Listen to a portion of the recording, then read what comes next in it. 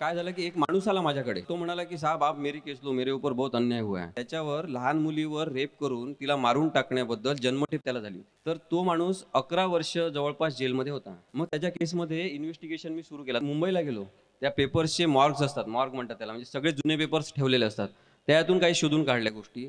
तर लक्षात आलं की त्याच्यामध्ये जो चौकशी अधिकारी म्हणजे इन्व्हेस्टिगेशन अधिकारी आहे, पोलीस ऑफिसर, त्यांनी आत्महत्या केली आणि त्यांनी चिठ्ठी लिहून ठेवली खिशामध्ये किंवा माझ्यावर आणलेल्या दबावामुळे मी मुद्दाम जे खोटं काम केलं त्याच्यामुळे आज एका आरोपीला जन्मठेप झालेली आहे आणि मला हे सहन होत नाही.